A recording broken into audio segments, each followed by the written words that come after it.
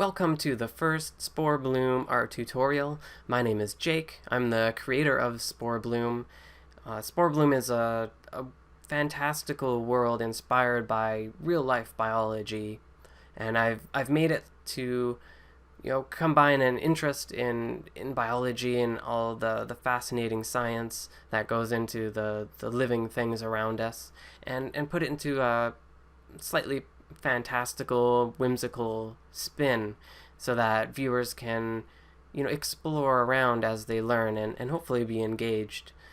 And I really want to do these tutorials so that people can see behind the scenes, what it's taking to put this project together. And I also want to give back because I appreciate all of the tutorials I've learned from online and through DVDs. So I really hope you get something from this series. The subject of this tutorial is going to be on value grouping, and there's two major divides on why I think this is a useful term to use. One of them, the first one, is that it allows you to organize and control a roadmap of where people are going to look at your image. Essentially, we're crafting the value structure of the picture and using various contrasts in order to tell our viewer, where to look and really make a statement in that picture. You want to have them look at something specific and have some kind of organization. The second thing is that we want people to have it as a tool that allows them to simplify and construct while you're in the art creation process. This is what is leading to point number one, which is your value structure for an effect on viewers and communication. So this is what's happening before that, is where maybe you're studying from life and you need to simplify the values and reduce them down. Maybe you need to take an even simpler approach to how you're planning the structure so that you can make some progress and develop some depth in your picture.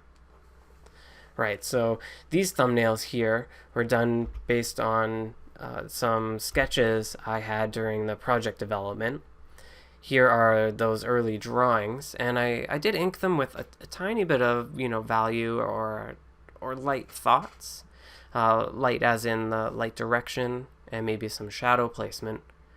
But most of this information around here is all,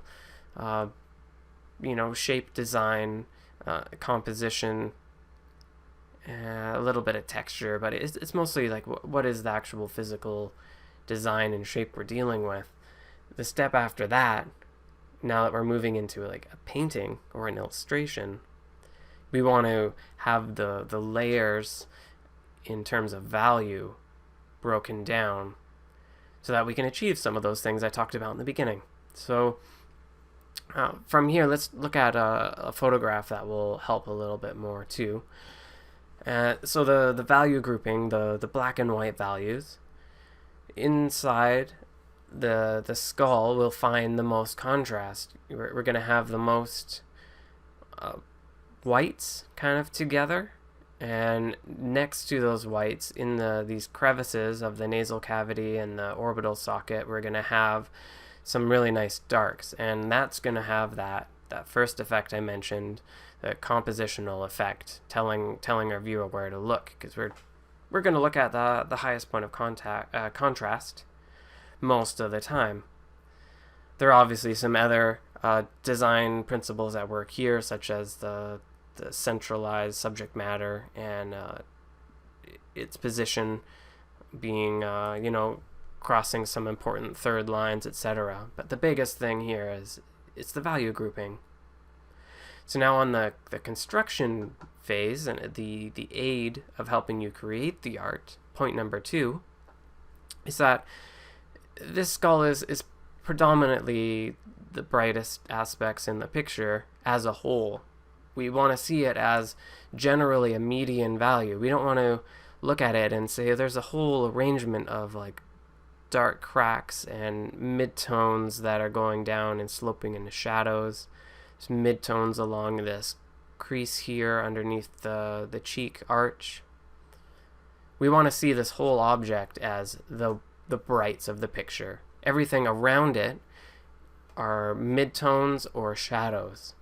Even these horns are able to stand out because their value group is overall brighter than what is behind it. So that's the general premise on how you can take something you see and simplify it, so that when I go to paint something like this, you want to start with those core groups. You want those core groups to be established so that, like in the skull, you maintain a level of contrast in the area you want the viewer to look, such as in the top concept here. So I have the top layer separated by some more brights. The kind of the dome on this old growth is a bit lighter in value. The main stem with all of the, porous surface with all of these exaggerated openings, that's going to be kind of a more of a mid-tone range. And it's sandwiched in between a little bit lighter value of the greens. And then the dark patches, actually, surprisingly similar to that skull, are really dark. And that gives us that contrast control. So when I started this, I did not get overwhelmed with the range of values that's ultimately going to be in the middle. I thought the middle is the midtone, the greens are brighter, and then I'm going to reduce the contrast in all the value groups around it. That maintains that the lighting design will enforce those value groups to give me that contrast. So what happens when we have a value grouping that deals a little bit more in depth, like the one on the right? Here we find a different use of the value groups in that it's not so much the local value, which I've broken it down by. So once again, local value would be the evenly lit natural value of this bright skull versus, say, the same lighting condition being applied to this very matte surface that the skull is mounted under or on top of. This has a lighter natural value, and this has a darker local value. Natural or local value, very interchangeable, obviously. On the right side, I've organized it using atmosphere. So the layers that are further back, and I can toggle these layers off.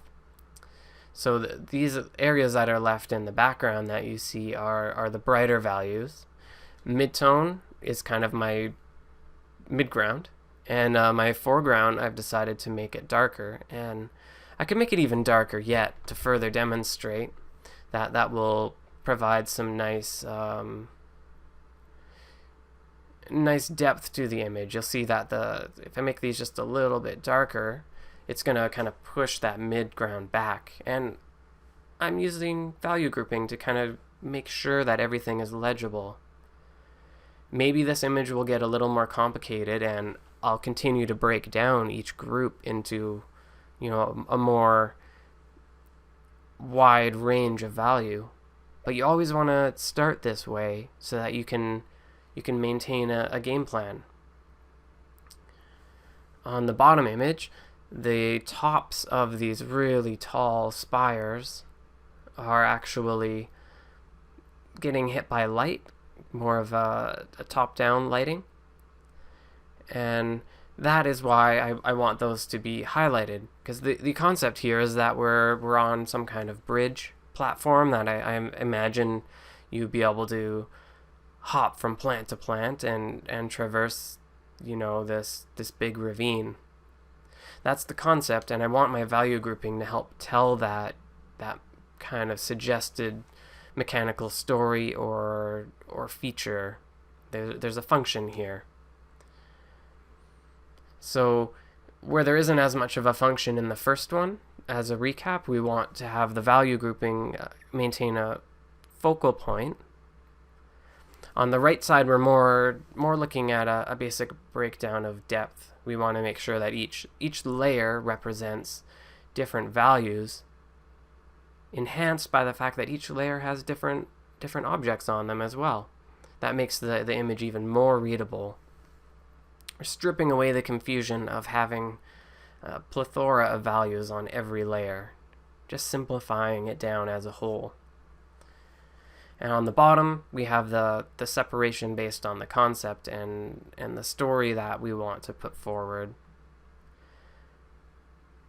The last thing I kind of want to do is show how I go about really quickly establishing these kind of value images, because as I showed you, these all break down into different layers and they're editable, and they were made really quickly.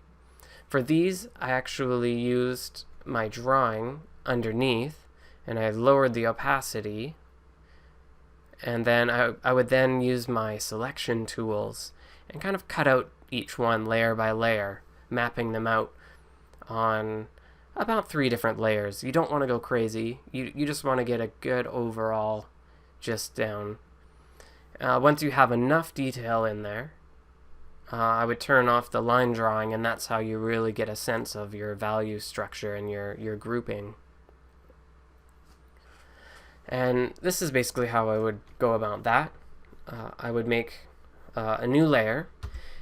You can do this with your paintbrush probably really quickly too, but I've just found that once I got into the lasso tool, the ideas came out quicker, and I was able to make crisp edges and maintain a really good flow.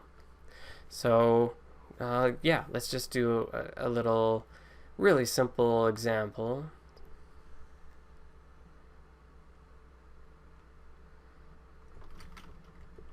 So the value grouping, I'm going to start with something at its core that is just above a midtone. So that's kind of one element. Because I want all of my elements to appear clearly from each other, I'm going to use the value and the shape and a lot of other principles. But since we're talking about value grouping, I'm going to rely mostly on values to make these features stand apart. So I'm going to give this big central stem maybe a secondary feature, maybe a whole bunch of little orbital growths that are forming around it. So it's going to make kind of a distinct pattern. And I'm going to go on a new layer and fill this with a value that is overall darker than the one I had. And you can see that this is going to guarantee that all my ideas remain clear from one another. If we want to add more, so maybe like on mushrooms, as they grow and expand, sometimes there's a separation of tissues.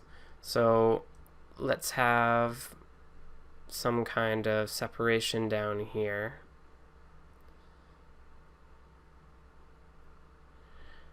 Okay. So I'm going to actually add this onto the layer I had. And I'll show you a little trick. You can make a selection, maybe something like this. And if you use Control U, you'll bring up your hue saturation. And instead of constantly going to the color picker and filling it with a new value, you can actually just use the lightness slider and change it. And better yet, if I hit Control H, I will hide my selection, and that'll let me, you know, see the results immediately and pick the right value. So if I do that, you know, it's gonna separate that element. I still have that selection if I have Control H hit. And what I'm going to do is actually make the stem itself as a whole a darker value group than the top. So I want the top to stand out a little bit more. And because I did that shadow selection first, And now I'm applying another adjustment to the whole object. The whole value group will go down. So now that's standing out pretty well. And if I wanted to add a little bit of lighting information above this, maybe we'll assume there's some, cast shadows, and maybe this area is going to be all shadowed. So you can just really roughly to also establish lighting, but the consideration of the value group is that when the local value on the top here is in shadow, this is its shadow color, shadow value. When this dark stem has a shadow cast on it, it is much darker than this one. And that's a little bit about why the value grouping works, is because with each value structure, you're kind of maintaining a different average value. So let's make a little swatch here. That's the shadow of the bottom stem. That's the shadow of the upper portion of the bloom. So you can see just how different those are, and it maintains legibility to the point where if you zoom this out and make it small, it still reads. From here you have a whole other range of options to continue to make these distinct. You could start adding, say, highlights on the top layer. I'm going to hit Control U and instead move the lightness up. Let's make it bright, so maybe there's some shiny spots on them. The other nice thing too about this editing is that you don't really have to use all these masks and things like transparency locks and clipping masks. You can just make your selections. These ones are probably not going to be getting that much light, so probably all the ones down here might be in shadow. And then the undersides. So just by editing this, I'll probably get a lot of dimension and still maintain that value grouping. And one other great thing that I learned is say that I just applied that adjustment, right? And I got this specific value, but I missed one. So if I want to add that same value again, instead of just hitting Control U, if you hold Control and Alt, then hit U, you'll see it will automatically apply the last setting that I used, and that will allow you to quickly get the same effect. So I also missed this one. Control Alt U, Enter, it'll apply it. Say for that one it's not enough. You wanted to make that the local value of this particular ball a little bit darker, you could apply it again to the whole thing, and now you have just a little variety in that value group. So once again, you don't have to stick 100% with the value you initially put down. You want some variety within that value group, but you want the averages. You want to think about it in this way to maintain the legibility. And if I go back to these images, you can kind of see that process and how it applies to the whole picture. I hope this little lesson on some techniques and value grouping discussion will be really valuable to you. And please reply with any questions you have, as I'd love to keep the discussion going. All right, thanks so much for watching. Till next time.